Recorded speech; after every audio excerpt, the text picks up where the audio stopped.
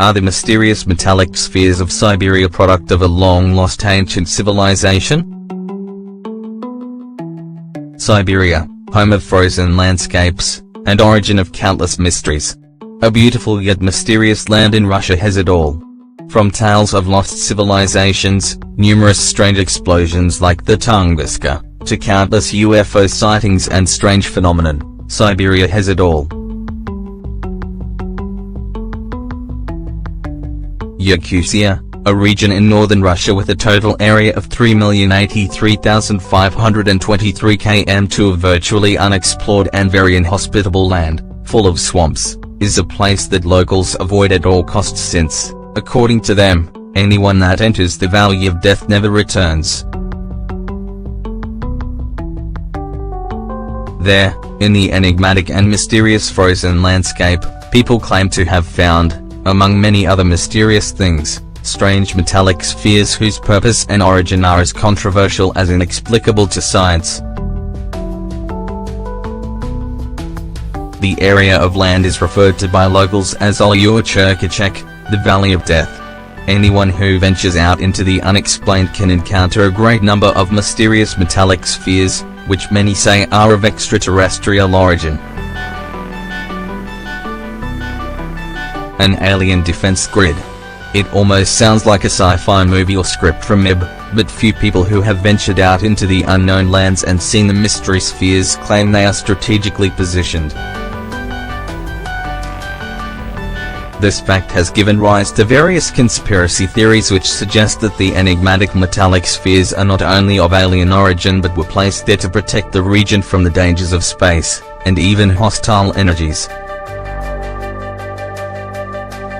Beyond any speculation, the truth is that this mysterious area of land has been a protagonist of several catastrophic events such as the Great Tunguska explosion in 1908, Tulum in 1984, and Vitim, in 2002.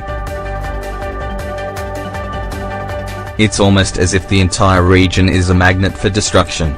According to explorers who have ventured out into the unknown, this is what the mystery objects look like.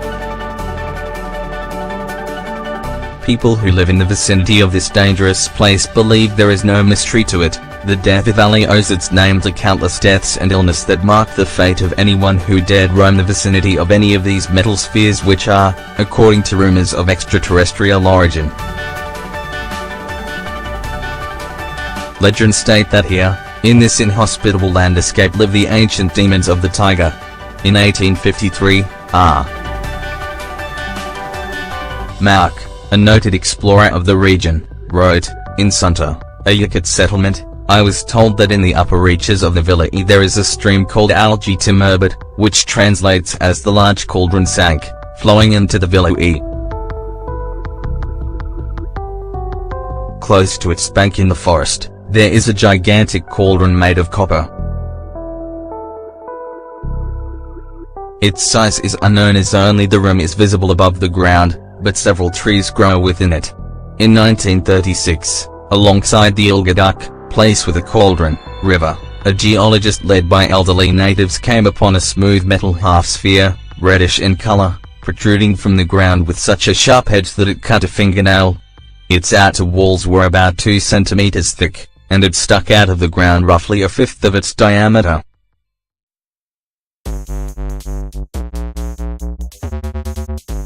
The geologist dispatched a description of it to Yakutsk, the regional center. Some of the objects seem to be buried beneath the surface. In 1979, an archaeological expedition from Yakutsk attempted to find the hemisphere he had encountered. The team members were accompanied by a guide who had seen the structure several times in his youth. However, since any years went by and the region's topography changed, the group failed to find the hemisphere. The same thing was recorded by N. Arkhipov, a researcher who studied the ancient cultures of Yakutia, who wrote, Among the population of the Vili Basin there is a legend from ancient times about the existence in the upper reaches of that river of bronze cauldrons or orgies. This legend deserves attention as the areas that are the supposed location of the mythical cauldrons contain several streams with the name Olgadak Cauldron Stream. Lone hunters who have ventured into the area where the metallic spheres are said to be located say that some of the mystery spheres are submerged underwater while other spheres are half buried in the ground. Some have already been devoured by vegetation, and remain hidden from sight. Nonetheless, they plague the entire area. The orgies are said to be forged out of an unknown metal, believed to be copper-like in nature. The metal of these spheres is said to be extremely resistant and hard, and no one has been able to analyze them, due to fear of approaching the spheres. The few tests that were made were ignored by laboratories who have failed to identify their composition and origin. Local hunters say that over time, these metallic spheres sink into the ground and disappear from sight. They leave behind strange stains where vegetation cannot grow, the reason why many tribal elders have cursed the spheres and the lands where they are found. Strangely, despite the fact that their existence seems to be very well documented on paper, we have failed to find a single quality image of the mysterious spheres.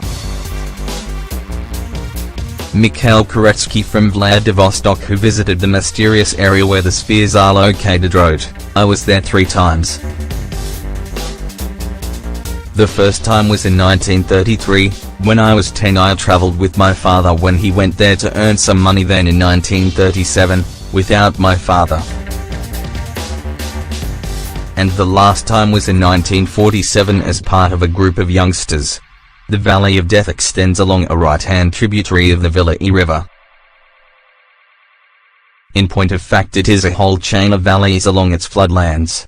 All 3 times I was there with a guide, a yogurt.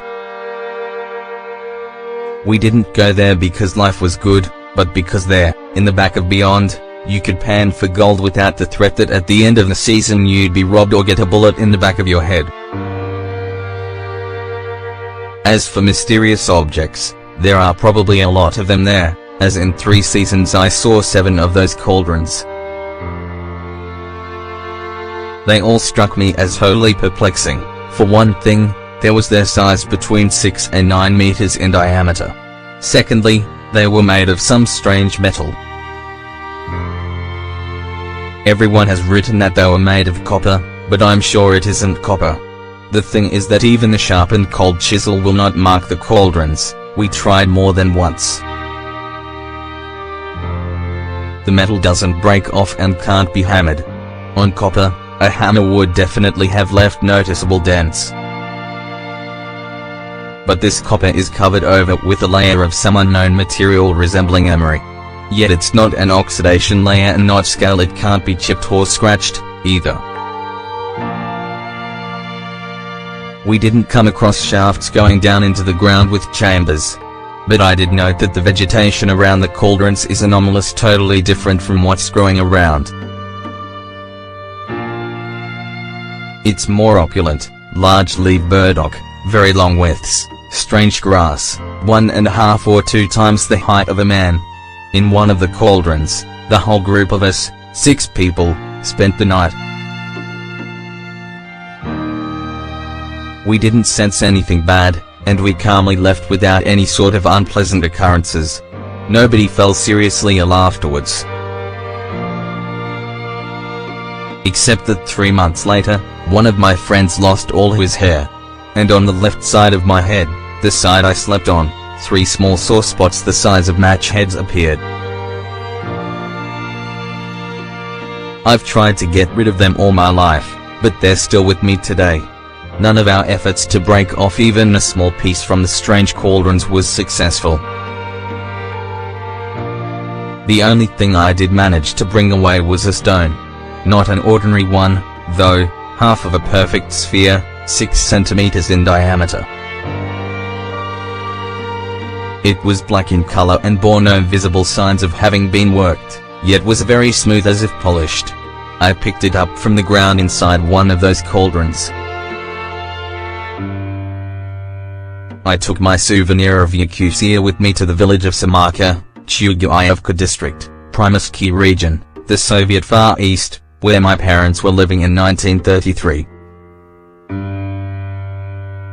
I was laid up with nothing to do until my grandmother decided to build a house. We needed to put glass in the windows and there wasn't a glass cutter in the entire village. I tried scoring it with the edge of that half of a stone sphere, and it turned out to cut with amazing ease. After that, my find was often used like a diamond by all our relatives and friends. In 1937 I gave the stone to my grandfather, but that taught him. He was arrested and taken to Magadan, where he lived on without trial until 1968 and then died. Now no one knows where my stone got to, and in his letter, Koretsky stresses that in 1933 his Yakut guide told him that, and 5 or 10 years before, he had discovered several spherical cauldrons. They were absolutely round, that protruded higher than a man, out of the ground. They looked brand new. Later the hunter had seen them again, now broken and scattered. The area remains a profound mystery not only for scientists but for explorers and ordinary people as well.